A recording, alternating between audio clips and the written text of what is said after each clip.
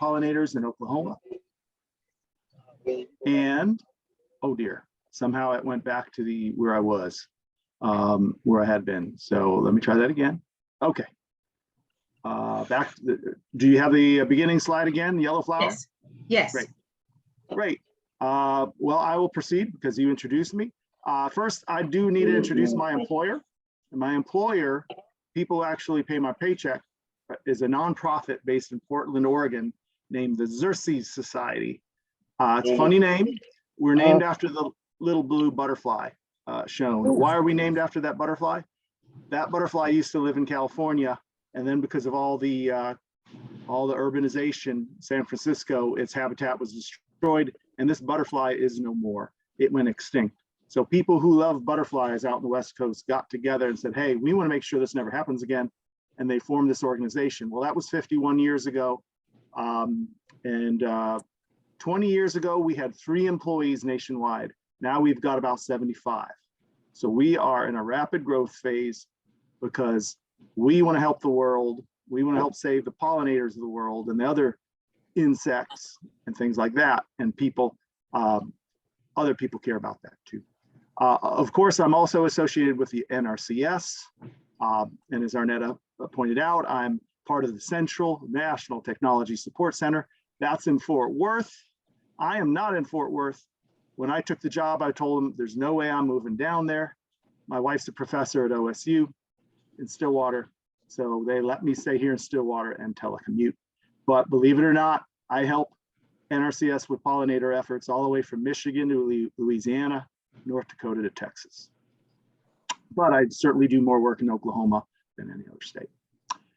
Why does NRCS help pollinators? Because Congress requires us to, basically through the farm bills. And the fact of the matter is, the US Department of Agriculture has already given out many millions of dollars to farmers and ranchers to help pollinators. And I've heard no evidence that pipeline of money is going to stop. NRCS cares about pollinators as much as ever. Why should Congress and NRCS care about pollinators? Because pollinators pollinate most of the flowers. 85% of flowering plants require insects like bees and butterflies to move pollen from flower to flower. Why do they need that? So they can produce fruit. And in the fruit are seeds. And I don't just mean, yummy sweet fruits, but, tomatoes are fruits. Green beans are fruits. Squash are really fruits from a botanical standpoint. So so many of the crops that we love depend on insects to pollinate them. And the economic value of that is in the billions of dollars every year. Insects are contributing tens of billions of dollars to our agricultural economy every year. And of course, they're also making us healthier by enabling us to have the fruits and vegetables with all those vitamins and minerals and high in fiber and all that. But pollinators aren't doing well. They are declining at an alarming rate. We have multiple species of bumblebees in the US. About 1/4 of them are in deep trouble. And one of them almost certainly has gone extinct. This one was out in Oregon and California. About 1/5 of our butterfly species are in trouble. Why are they in trouble? The reasons are down at the bottom. They include climate change, but I think the biggest one is habitat loss. More people means less room for the birds and the bees and the butterflies, and that's a sad story, but it's a true one. This isn't just happening with pollinators. Studies have shown that insects in general have declined in abundance about 50% over the last 75 years. Now, if you hate bugs, and many people hate bugs, all of us hate bugs to some degree. Like not many of us like cockroaches or like mosquitoes. But when you think of bugs out there, out in the wild, they're food for birds. And if they've declined by 50%, what's happening to the birds that eat those insects? They're in trouble. So we need to make progress on saving the insects, including the pollinators. So one step of that is that we need to know that there are lots of different kinds of pollinators. We have over 800 species of butterflies in the United States. So here you've got obviously a butterfly in the upper left. Those are pollinators. Next to it is a fairly pretty moth. Moths are pollinators. What's this thing in the upper right? It's a fly. Not all flies are pollinators, but many flies are. So I actually have a bunch of flies visiting flowers in my garden right now, and I'm happy. You know, none of us like icky flies like mosquitoes and house flies and stuff like that, but there are good flies that help produce fruits and vegetables by visiting flowers. In the lower left, we've got beetles. In the lower center, we got wasps. And then in the lower right, we've got bees, which are the most important pollinators, are the bees, because they don't just visit flowers for nectar, they visit flowers for pollen. They eat nectar and pollen, and they collect pollen on their bodies. And by doing that, they carry pollen from flower to flower. Honeybees are pollinators, and they're the single most important pollinators in the world, single most important species of pollinator, because we can put them in boxes and move them where we want them. So we've got to be good to our honeybees, but please know the honeybees are not the whole story by any means. Honeybees aren't from here. Most of the honeybees we have in the US came from Europe. We brought them over hundreds of years ago. People brought them over. And they are not enough to make sure that our flowers stay pollinated, because honeybees don't like all of different flowers. Thank goodness we have over 4,000 species of bees native to the United States. Yes, you heard it right, over 4,000 species. We don't know how many are in Oklahoma. We're thinking 500, 600 different species of bees in Oklahoma, but there hasn't been enough research to figure that out yet. And they come in all shapes and sizes, all different colors, every single color of the rainbow. And these bees all have their special purpose, because some bees like visiting some flowers more than others, and other bees go to the different flowers. So we've got some beautiful bees like this. This is a tiny little bee, but if you zoom up the photo, it's really colorful and beautiful. Another kind of bee, I love these guys. I call these guys butterbutts, because the underside of their butt's usually yellow, because they store pollen there. That's where they don't put pollen on their legs, they put it on the hairs underneath their butt. Really good pollinators of crops. Amazing pollinators of crops are the bumblebees, especially for tomatoes. Research from Berkeley out in California showed that if you have honeybees, you get this many tomatoes. If you have honeybees plus native bees, you triple, not double, triple the production of tomatoes. So you got to have the native bees if you want good crop production of most of our crops. Bumblebees, quite simply, their behavior makes them better for pollinating tomatoes, blueberries, and a host of other crops, better than honeybees. Okay, I'll talk a little bit about pollinator biology. Very briefly, I can do this for an hour, but today I'll try to do it in a minute and a half. When you think about native bees, you need to know that none of them live in nest boxes. None of them live in hives, you know, in hives that you can buy from the local farm store. Instead, over on the left, you see most of them live underground. They make little nests underground, some of them 1 inch deep, some of them burrow down 3 feet deep. So we need to have good soil for our bees. In the middle, you'll see that some of our bees nest inside stems. And then over on the right, I show bumblebees. Bumblebees nest in cavities, like they might be in a little space in a compost pile, or use an old mouse burrow, or maybe at the base of a clump of grass. Now, rapid switch from bees to butterflies. Key thing you need to know about butterflies is that their caterpillars are specialists. They don't eat everything. They specialize on certain plants. So if you want a certain kind of butterfly, you need to have the certain kind of plant that that butterfly needs. In the case of monarchs, which I work on a lot, you need to have milkweed plants. And so that caterpillar is on a milkweed plant.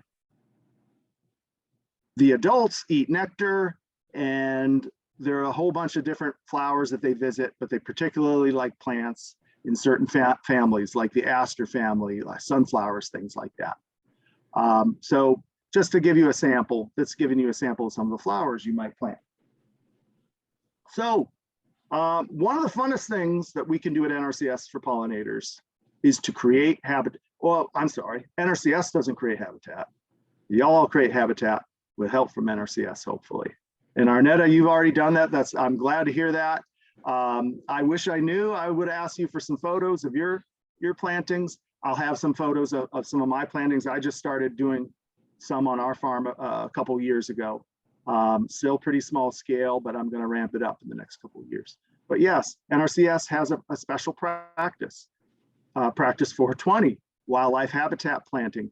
And some of the wildlife you can plant for are pollinators.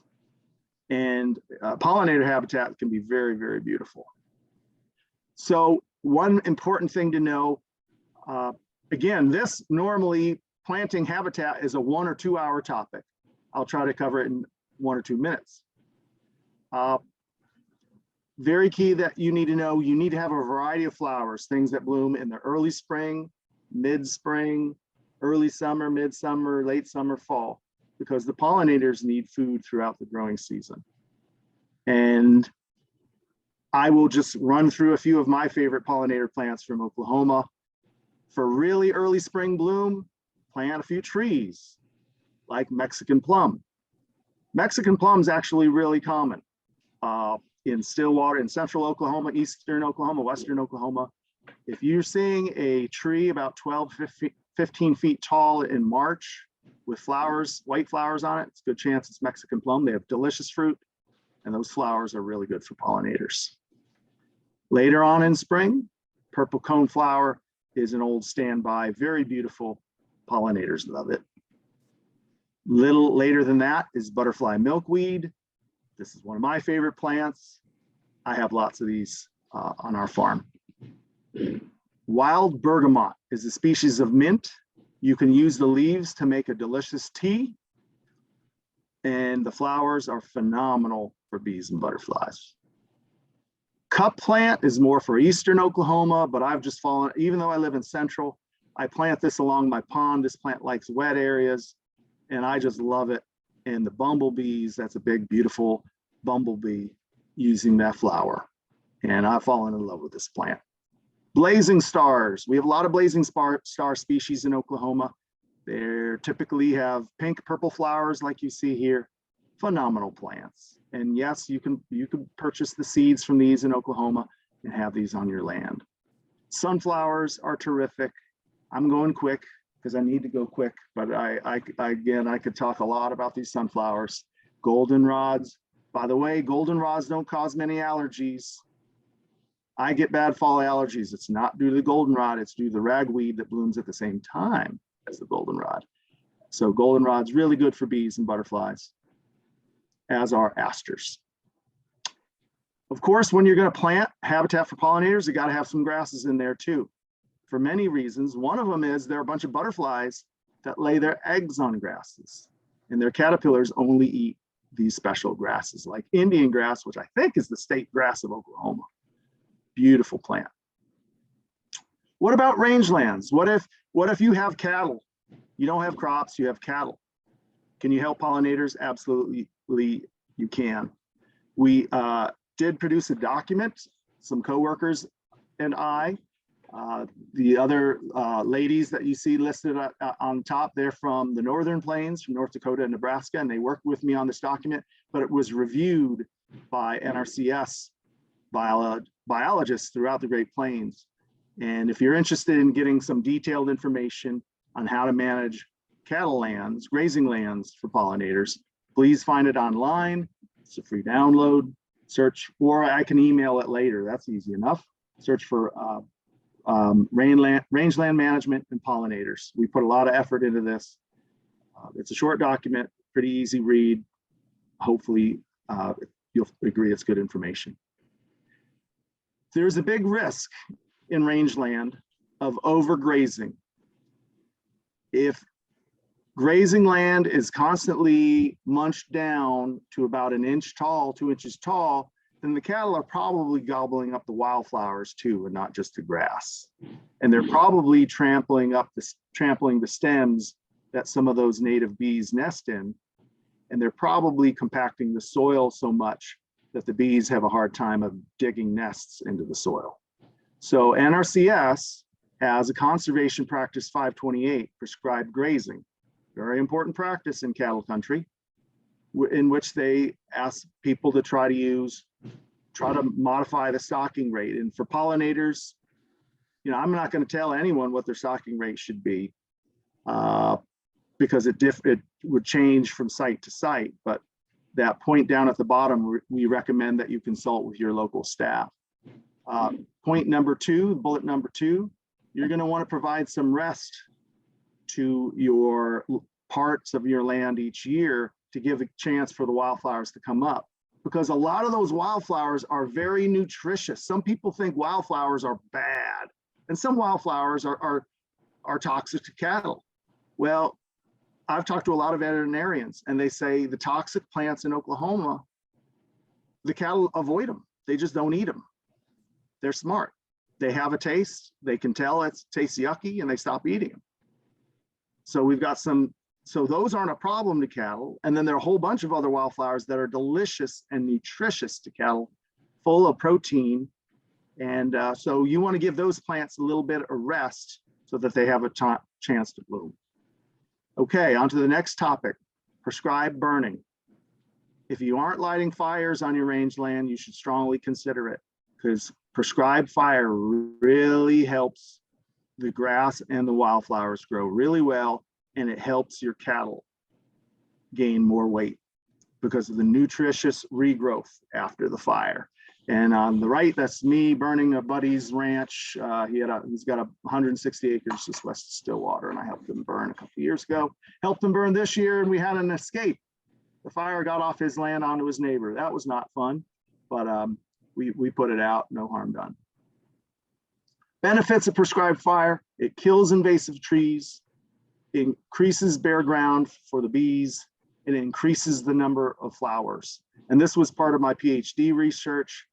I showed that when you do prescribed burning, you get lots and lots more wildflowers, like the ones on the left, pale purple coneflower, and the ones on the right, tall blazing star.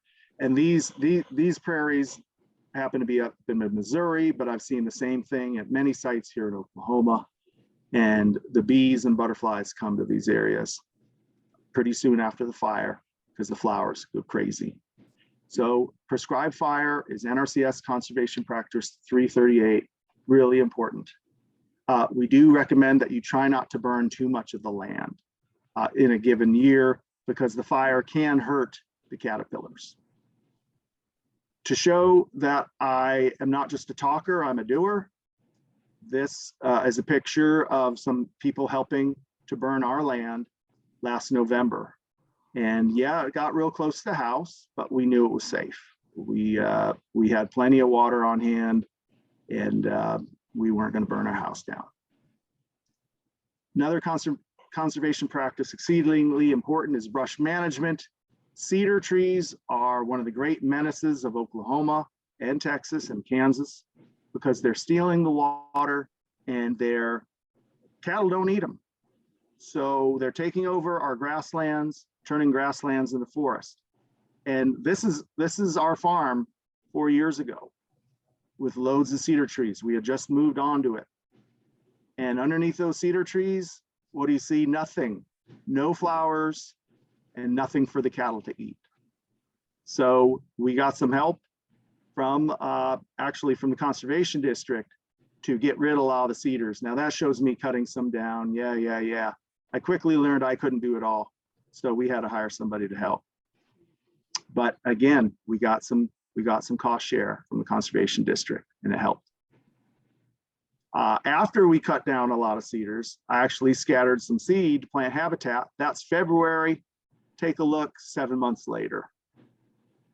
Usually it doesn't respond quite this wonderfully, but this just happened to be a good year. That was the wet year. Yeah, that was the really rainy year. So we lucked out.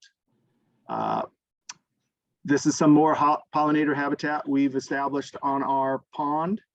This is a shot from about 13 months ago, and then a shot from a few weeks ago, showing some of the flowers.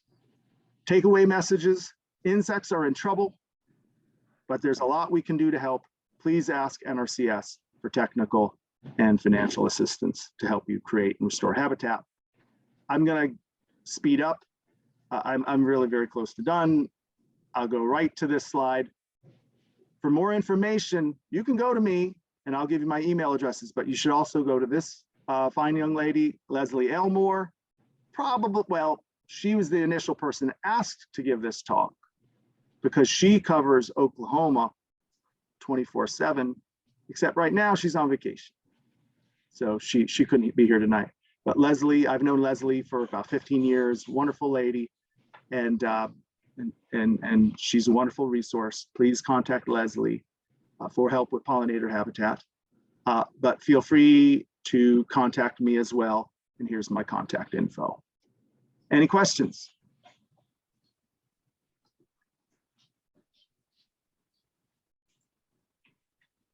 Well, I'm sorry I went for so long.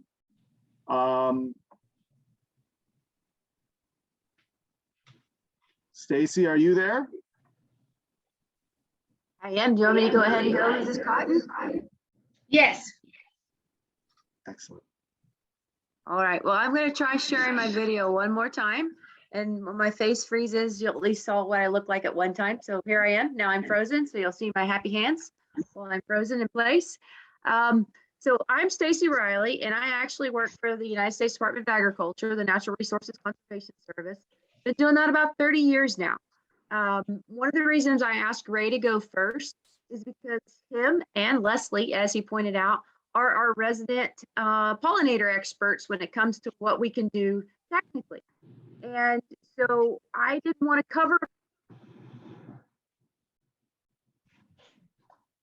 Can't hear you, Stacy.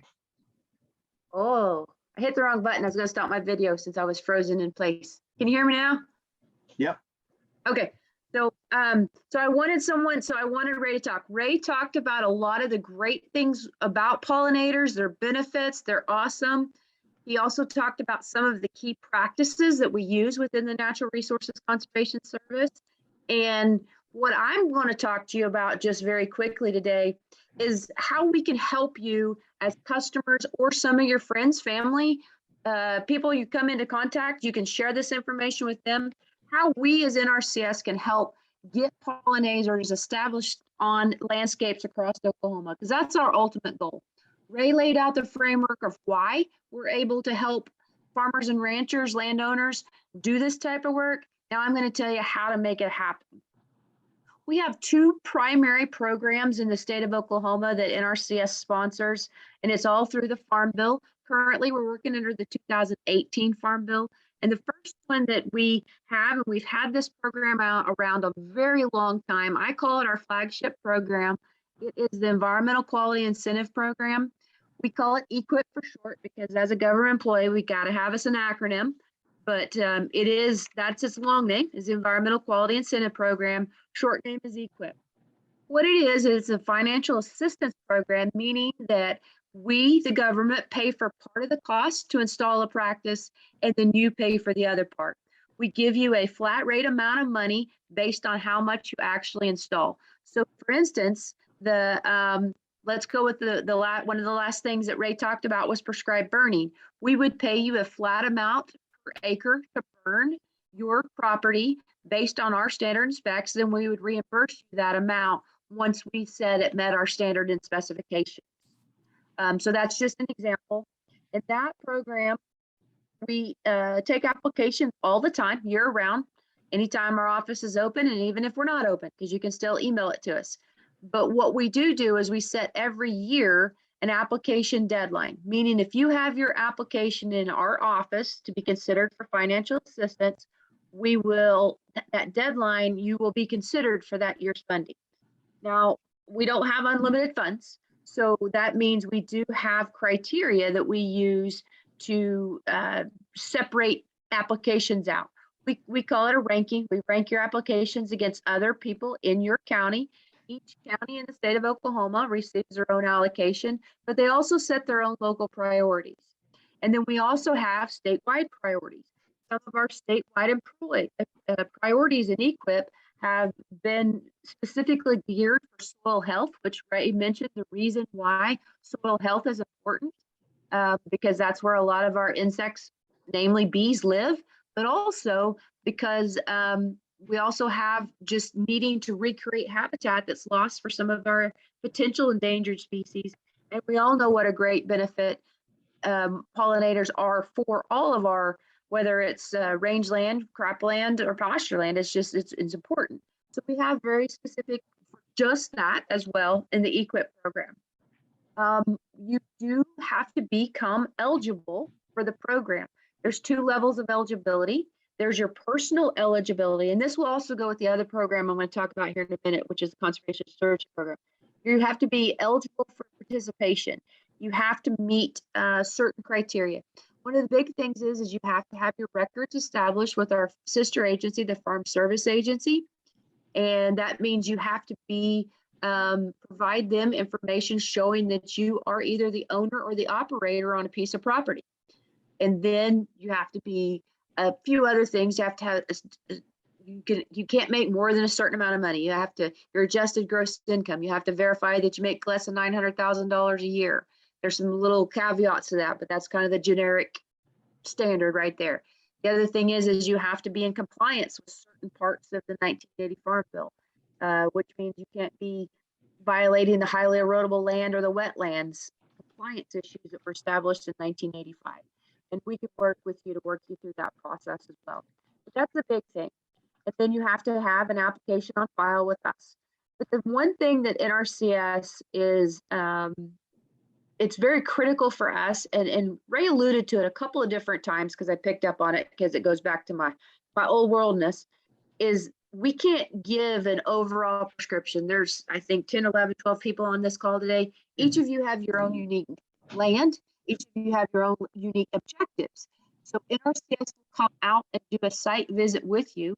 We call it conservation planning. It's a site visit.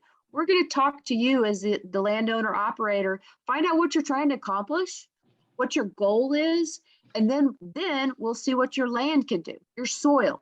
Each soil has different needs. It has different growing habits. It has things that it just won't work as well, but this plant might work better type thing. So it's a very site-specific prescription that we give you for that.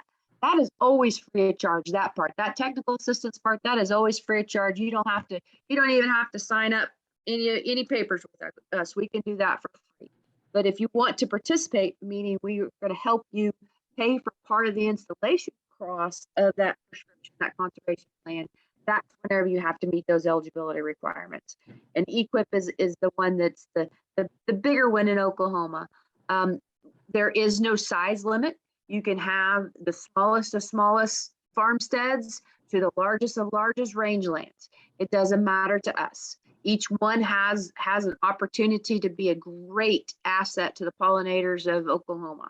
So we're all in on that. The other program that will do that type work is our Conservation Stewardship Program, and Ms. Cotton alluded to that they participate in that. It is more unique than EQIP. EQIP, you can kind of do one practice, have one resource concern. We can help you. We can walk away. We move on down the road. CSP looks at your whole farming operation. Every piece of land that you own or operate is included in that plan. And we look at all different things. And you have to, it's kind of designed, when it was originally designed, and it's still kind of true this way, it's designed to have those people who are already being good conservationists of their land, already are at that level of, I'm doing a pretty good job and I don't really qualify for EQIP anymore because I've already done that either on your own or because we helped you in the past. It doesn't matter. But I would like to kind of take those next steps. I would like to up my game a little bit. I want to be a little better steward of the land. And that's where the Conservation Stewardship Program really works, because we can tell you where you're at. this is your threshold. This is where you're at. You're at this, you're doing this good. But if you will go ahead and agree to do these additional practices or enhancements, that will get you to that next level. And that's what the conservation stewardship program is designed to do. Because of that, it's a 5-year program, because it's more about your management, and we're helping you change your management through the annual payment we make to you, and also to help you take that next step. I like to say it kind of gives you that kick in the pants. You've been thinking about it, but you just needed someone to give you that shove to go, hey, this is a great idea. Let's move forward with it. But I needed a little money, because sometimes changing your management needs a little money to help you down that path. So that's what the CSP program is designed for. We do have a maximum payment is $200,000 over 5 years, and there is a minimum payment annually of, the number just left my head because I was thinking about the 2014 Farm Bill, not the 2018, but there is a minimum payment as well. But we don't have minimum acreages, but we do have a minimum payment. I think it's 1,500, it may be 2,000. I can't remember if they upped it or not. But anyway, so there are options with that. I saw someone's hand pop up, but I did catch who it was.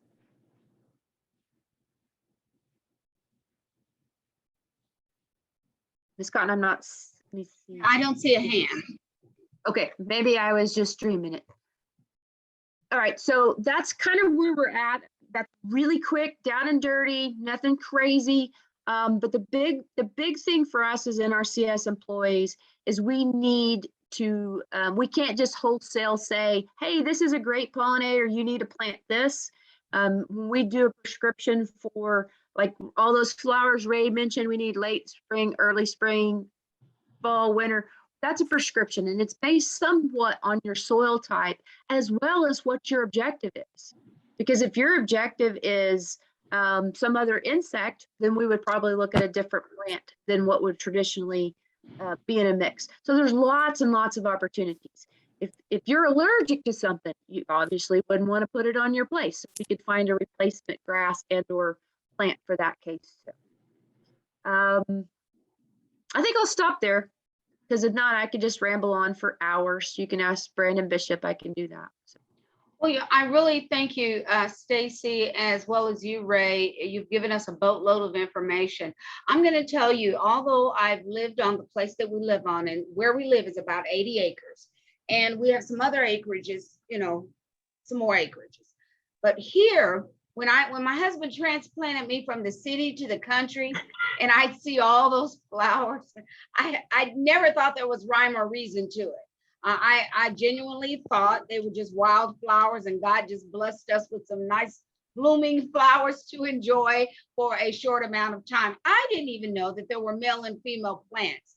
That's how, seriously, that's how uneducated I was. And so I'm really, really interested in saying, like what you just said, Stacy, if you have allergies and you want a certain kind of plant, find out, you know, whether or not you're allergic to it before you decide to do it.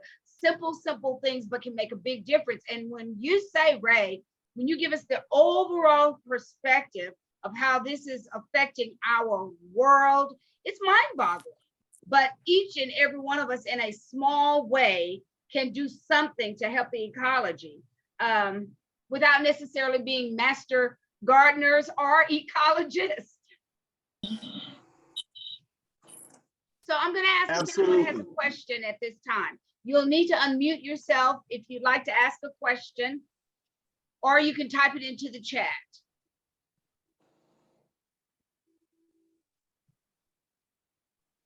Anyone? Oh, I see a hand. Is that me? Yep, that was me. Never mind. Anyone? Well, that really means that you did a wonderful job, guys. We are recording this, and we will pass it on to others who were not able to participate on tonight. And I see you, Brandon. I want to thank you for being in this particular Zoom meeting as well. And all of the rest of you all who have decided to participate. I see one participant who just had another baby. And the fact that you're on the Zoom is just absolutely wonderful. But she has a flower operation. So knowing about these various flowers and what it does for our ecosystem is absolutely great. So that being said, thank you for your time. Thank you for your attention. We had 12 participants on tonight, and I don't know if spouses were in the background like my husband was, but let me know that because it helps with our numbers. Again, you all, thank you for participating and have a wonderful evening. Bye-bye. Thank you, everyone. Thank you. Thank you. Thanks, Ms. Cotton. Thank Thank you. you, Ray. My pleasure.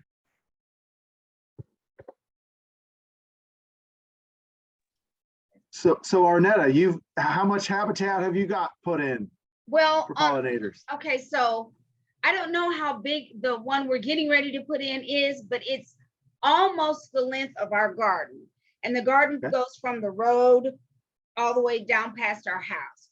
And we have a long driveway. So I'm really not sure. I want to say maybe 8 feet wide and maybe 40 or 50 feet long. It's pretty substantial. Oh yeah. And Oh, the yeah. one that the one that we put in during, unfortunately, I think it got drenched in the rain. But there are little plants coming up now, and it's a smaller space, maybe 4 feet wide, but by 8 or 10 feet. Yeah, so there are some plants coming up there, but this is our first time making a concerted effort and not just leaving it up to, you know, if it happens, it happens. Yeah. Yeah. I don't have the experience with it that some of my colleagues do. I came to this job more from the range side and doing the research on what the cattle are doing Gotcha. and the fire is doing. But I love it. It's so much fun planting stuff. Of course, these next few weeks are going to put a hurt on our plants, Yeah. but there's nothing we can do about that Right. except Now we do have water a little bit. we have we don't have a soaker system on that end, but we have hoses long enough to spray the ground at least every night. On the end where our vegetables are, we have soaker systems under the ground because this is our 3rd year doing plasticulture. So we have a part that's actually open, a part that's under the plasticulture, and some of them we have entire rows that didn't do anything. It just burned up from the root. And then other rows are almost as tall as I am, and I'm 4'11", you know. So the weather has really, climate change has really had an impact on us. Now the young lady who's still on here, CN, she's the one with the flower store. And she attended for 2 years, she attended one of our Stacey Ann, she attended our market gardening school with Langston. And so she sells flowers. Oh, thank you, CN. You and the girls are participating? Yes. Beth Ann and Gloria. Okay. Yeah. That's great. That's great. You have any questions now that everybody else is gone about any particular plants? No, I don't think so, but the presentation was good, and I'm very interested in getting with the NRCS and maybe having a site evaluation and such out at my home, you know. Yes. Excellent. What county are you in? Rogers County. I'm sorry, I got Bell's palsy after I had the baby, so my face is half paralyzed, but yeah, we're in Rogers County, so. Got it. You should have no problem getting somebody out to visit. So over in our area, Ray, Brianna is our NRCS rep out here. Yep. But I think Brianna may have just had a baby as well. we did a presentation in April, an in-person presentation, and she was out there pretty good. And if my memory serves me correct, she was doing July. But she's our person who actually comes out to do the field visits. But if we want to what county are you in, Arnetta? I'm in Wagner. We're sister counties, Rogers and Wagner. That's right. So Rogers, Wagner, Muskogee, Tahlequah, Pryor, Tulsa. Leslie actually had a coworker who did pollinator habitat out of Claremore, but I saw that she moved on. She took a job in way back east, like West Virginia or something. But maybe they've refilled that spot. But Leslie and I together went out that area once from Okay. Stillwater. So Well- you'll have no problem finding CN, having someone come out. The Give you FSA technical director assistance. here in our county is Mary Coonsey, and Mary works with a group of ladies who are very, very interested in pollinator. I thought they would be on the Zoom call, but you know, some people are zoomed out. But Oh, yeah. on Wednesday, we're actually going to have the pollinator class, 9 to Great. 11 on Wednesday, and hopefully Wow. we'll have a good showing there. Whether the people come or not, we're going to record it and make it available. Excellent. Also, Arnetta, the master gardeners in Claremore are in cooperation with the OSU Extension, have a Okay. beautiful garden that has a lot of pollinators in it and plants that are native to Oklahoma. In Claremore? Yes. Okay, so And that they would be new to all- me. And this, the special unique thing is they're very proud that they are all Oklahoma proven plants in their garden. It was those Okay. certifications that the master gardeners are very proud of that they were able to get. That So, is wonderful. You know, I've made connection with one master gardener, but it's actually for the vegetables. So we can do a class with this one. But now that I know that there's a master gardener so close, I may, for pollinators, I may continue to pursue this then. yeah, their little teaching garden there at Will Rogers Park is just full of plants that are Oklahoma natives and proven and wonderful for pollinators. Okay, thank you so much, CN. You're welcome. I've been to that garden. It is terrific. Yeah, Love it. it is. It is. So, Well, good night, everyone. Thank you for your Absolutely. time. I appreciate it. Thank you for your time. All right, Bye. bye-bye. Bye-bye.